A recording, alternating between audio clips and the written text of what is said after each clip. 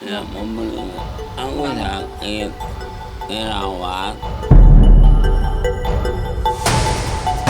Saya juga tadinya nggak tahu, tiba-tiba ada tagihan telepon ke master.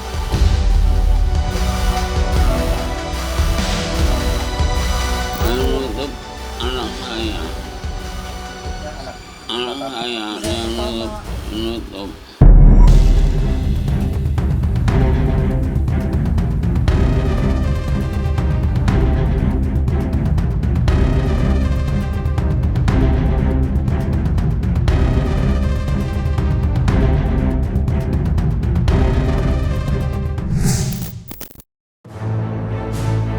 Badai cobaan lagi-lagi harus datang menerpa kehidupan pesulap kenamaan Pak Tarno.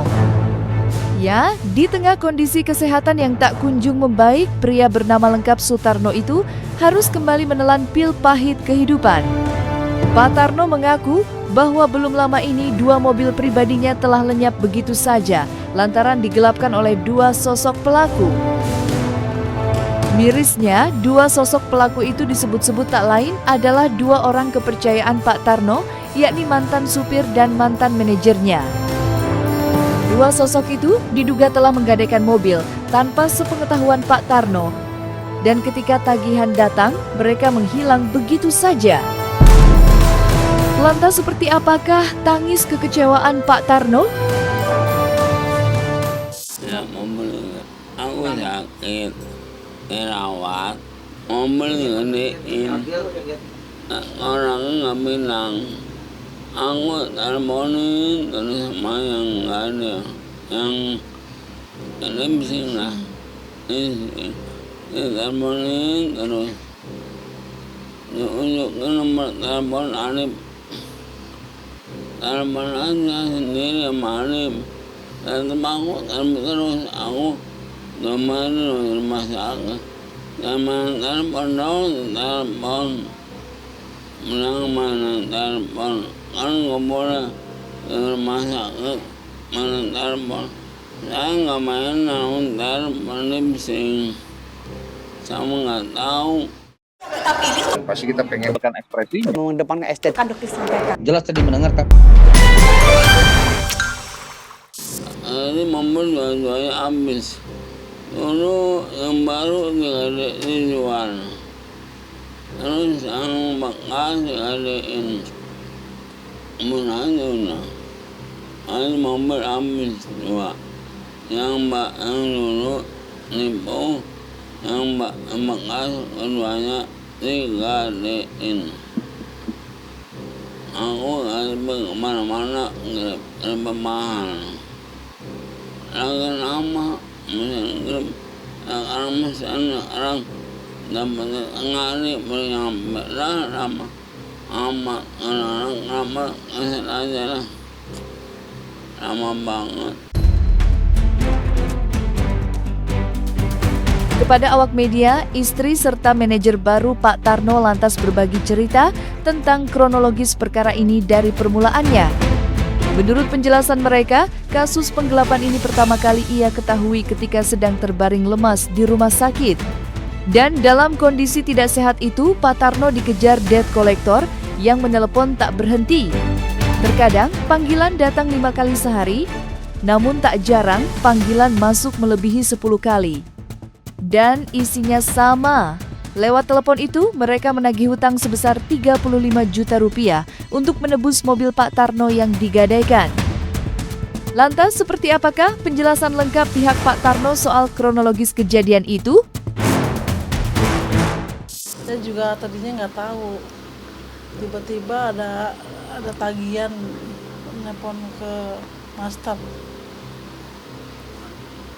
Sampai berapa kali itu, ada 10 kali, kadang 5 kali. Tentunya ada tagihan dari racing tuh. Aku bilang, emang belum bayar? Katanya belum bayar. Belum kali, makanya telepon mulu katanya gitu. Nah, tiba-tiba besoknya besoknya nelpon lagi terus-terusan. Aku bingung katanya. Kok nggak mau pada bayar sih, gimana? Kata. Nggak tahu, saya juga orang saya ditelepon mulu katanya. gitu. Saya juga masalah gadean mobil itu saya juga nggak tahu uangnya, juga nggak tahu bentuknya banyak apa enggak, saya nggak tahu. Totalnya ada tagihan aja. Saya sumpah demi Allah saya cuma kasih 100.000 sama master. Kisah pilu yang dialami oleh Pak Tarno kemudian terasa semakin perih. Pasalnya, Pak Tarno terpaksa mengambil jalan terakhir untuk menyelesaikan hutang-hutangnya itu. Menurut pengakuannya, Pak Tarno akhirnya memutuskan untuk menjual mobil tersebut. Dan uang hasil penjualannya, ia setorkan semua untuk membayar hutang. Kejadian ini benar-benar menjadi pukulan yang berat bagi Pak Tarno. Di satu sisi, ia terpaksa berpisah dengan mobilnya, dan di sisi lain, uang hasil penjualan juga tak bisa ia nikmati. Enggak, cicilannya ditutupin nama master. Oh, jadi Pak Tarno sempat Kan bayar? mobilnya kan dijual tuh, Ah, laku 54 juta. Jadi untuk nutupin. Gimana tarik lipsing dia jual gitu, dan dijual baru untuk orang yang nggak ada mobil. Ya, jadi yang mereka ngadain tuh masih punya utang master. Nanti rasa nggak gini, orang mana jauh lagi di big gadenya, ya kan soalnya pedang akan sakit, anggap jalan, mau nggak ada jauh, yang nutup anak saya, yang nutup. Mobil balik tarik. Dia seperti jual. Mungkin Bapak kepikiran ya, mungkinnya daripada mobil itu ditarik dari leasing ya kan, jadi mending kita jual aja, Bapak bilang gitu kan. Jadi mobil itu dijual mungkin ya Pak kemana, nggak tahu Bapak juga kemana kan, dan uangnya pun nggak ada ke Bapak gitu. Jadi mobil itu nggak ada barangnya, terus Bapak nalangin kerugian dari cicilan itu ke leasingnya, dan nggak ada pembayaran ke Bapak juga gitu. Jadi mobil sekarang nggak punya, terus uang Bapak nggak kembali begitu. Mungkin sekitar 50 juta ya Pak ya? 50 juta ada? Ada. Ya. Ada. Dijual mobil itu berapa? Iya Bapak beli 50 juta ada? Dia jual. Yang dijual itu kan mungkin ya orang-orang itulah ya. Gitu. Yang mungkin jualnya anak Bapak, tapi uangnya nggak ada ke Bapak sama sekali, katanya nggak dapat dia. Kalau mau diminta katanya berantem. Itu. Itu penjelasan beliau ke saya. Sudah jatuh tertimpa tangga, ungkapan itulah yang agaknya mampu menggambarkan nasib Pak Tarno. Terlebih lagi, hal ini bukanlah kejadian pertama bagi Pak Tarno menjadi korban penipuan yang dilakukan oleh orang terdekat. Diketahui pada tahun 2012, Pak Tarno pernah mengalami kejadian serupa. Saat itu, mantan manajer Pak Tarno berpura-pura membantu menyelesaikan masalah transaksi pembelian mobil. Namun alih-alih membantu, sang pelaku justru membawa lari uang Pak Tarno.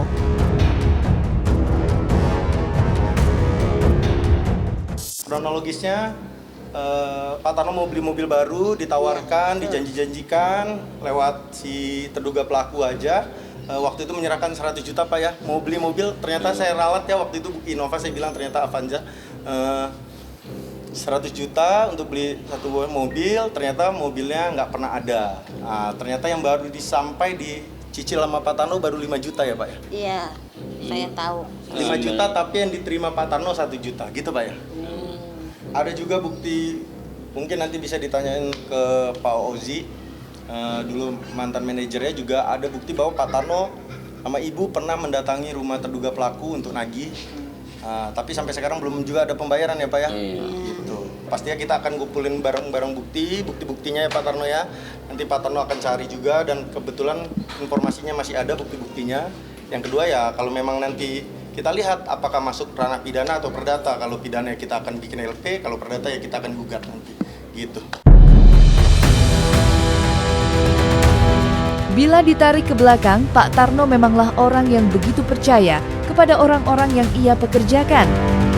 Hal itu terbukti dengan sikap Pak Tarno kepada sang mantan supirnya dahulu, yakni Slamet Tato. Ketika ditemui oleh tim Cumi-Cumi pada penghujung tahun 2024 silam, Slamet sempat menampilkan betapa besar rasa kepercayaan Pak Tarno pada dirinya. Pasalnya, kode koper yang berisikan uang tabungan saja diberitahu oleh Pak Tarno. Saat ini, Pak Tarno dikabarkan masih mengejar perkara tersebut. Dan terakhir, Pak Tarno di tahun 2025 silam telah menggandeng pengacara untuk mencari langkah hukum. Oke, saya beranikan diri untuk membawa satu tas. Dia taruh di dalam tas. Ya, saya akan marah atau tidak marah, takutnya Master Tarno marah sama saya. Tapi ya saya beranikan diri, saya untuk membuktikan uang itu masih ada, tidak dipakai dengan saya pun. Dan uang apapun kemarin juga masih dipakai buat keperluan berobatnya Pak Tarno ya, sampai beli obat 700.000 segala macam, periksa dokternya di Haji Uun 300.000, buat pijitnya 100.000, udah belum bensin, belum metol, belum segala macam, itu sudah terbuang berapa juta lah pokoknya lah ya. Tapi ini masih ada.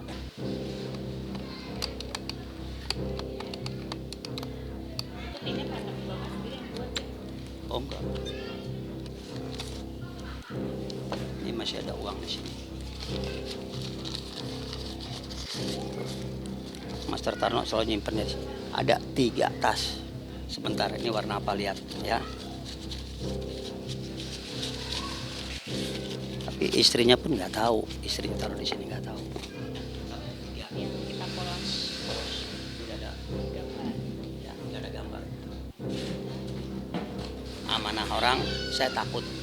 Kalau saya jahat, ngeri dibawa mati. Jadi kita tanamkan niat dan kebaikan kita, jangan kejahatan dan keburukan kita tanamkan. Buang. Terlepas dari semua persoalan yang kini harus ia hadapi, Pak Tarno masih memegang teguh semangat di dalam hati untuk berjuang menjalankan hidup. Ya, dengan kondisi kesehatan yang tak menentu, terkadang parah namun terkadang membaik, Pak Tarno masih disiplin untuk banting tulang demi meraih sesuap nasi. Setiap hari ia habiskan untuk berdagang dan menyelenggarakan pertunjukan. Semua dilalui Pak Tarno dengan ikhlas. Karena baginya, yang terpenting ia dapat hidup di atas kakinya sendiri, bukan hasil meminta pertolongan apalagi mengemis.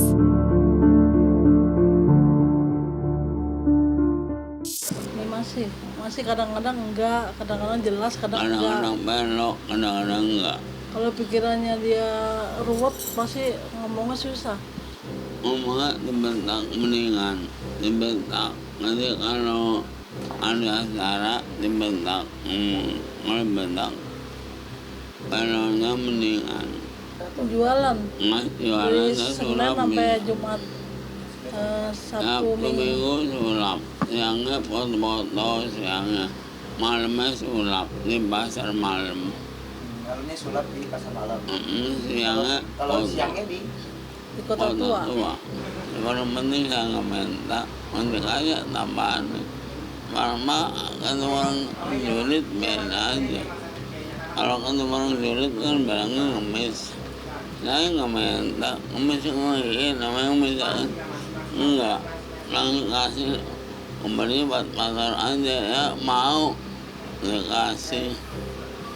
Kalau saya minta mah enggak. Nanti bakal orang sulit kan bilang ngemis. Bina aja yang ngomong yang beli.